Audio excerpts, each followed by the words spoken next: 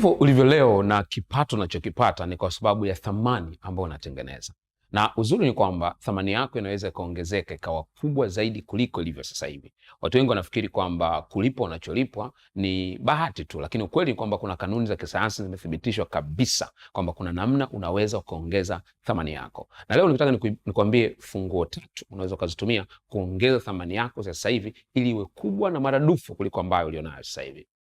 Cha kwanza kabisa ni kwamba unatakiwa kuwekeza kwenye kitu kinaitwa critical skills. Kwenye kila taaluma ulionayo kuna aina ya ujuzi kati ya 5 mpaka 7 ambao unauhitaji ili uwe bora zaidi katika kitu unachokifanya. Kwa hiyo haijalishi uko katika taaluma gani. Swali la kwanza la kujiuliza ni kwamba hivi ni ujuzi wa aina gani ambao nikiwa nao unaongeza thamani yako? Na tunasema kitaalamu ni kati ya ujuzi wa aina 5 mpaka 7.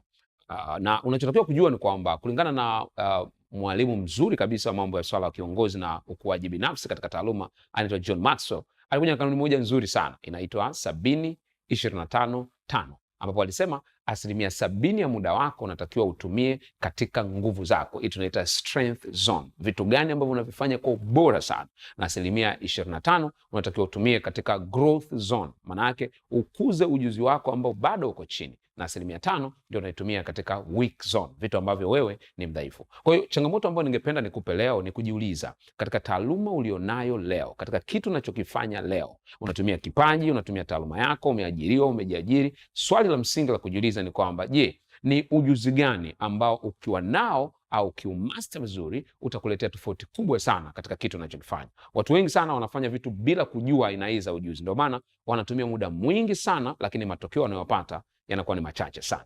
Lakini ufunguo wa pili ambao unauhitaji ili uweze kufanikiwa katika kitu unachokifanya na kuongeza thamani yako ni kuwa na nidhamu binafsi. Moja ya changamoto kubwa sana watu wengi walionayo ni kwamba hawana nidhamu binafsi. Nidhamu binafsi maana yake ni uwezo wako wa kujisimamia, kufanya kile unachotakiwa kufanya bila kuwa na mtu yoyote ambaye anakusimamia juu yako. Na kuna maeneo 3 ambayo unatakiwa uzingatie na kuwekeza nidhamu yako binafsi. Eneo la kwanza ni katika matumizi yako ya fedha.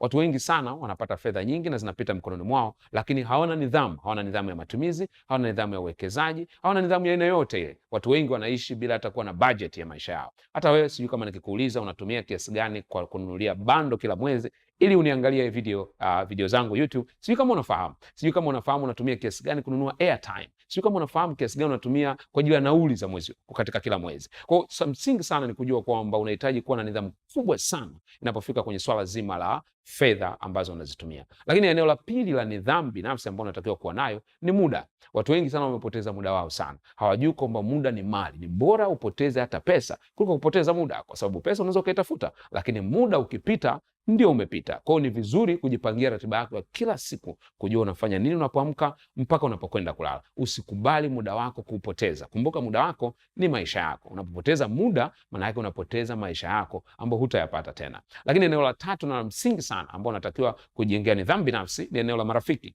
Kumbuka si kila mtu anatakiwa kuwa rafiki yako, na ni muhimu sana kujua aina gani ya watu ambao unaambatana nao. Kwa mujibu wa Jeff Olson, kila mtu ni wastani wa watu 6 au 5 ambao wanatuzunguka katika maisha yetu. Chagua watu ambao wanakujenga, chagua watu ambao wanakuongezea thamani katika maisha yako. Na kama hujajua namna gani unaweza ukachagua marafiki wazuri, tafuta video yangu nyingine ambayo nimezungumza namna gani unaweza ukatafuta marafiki wanaokujenga na kukufikisha katika hatima yako. Lakini funguo wa 3 ambao unaweza ukautumia katika kujenga thamani yako na kuongeza thamani yako ni kufanya vitu kwa ubora.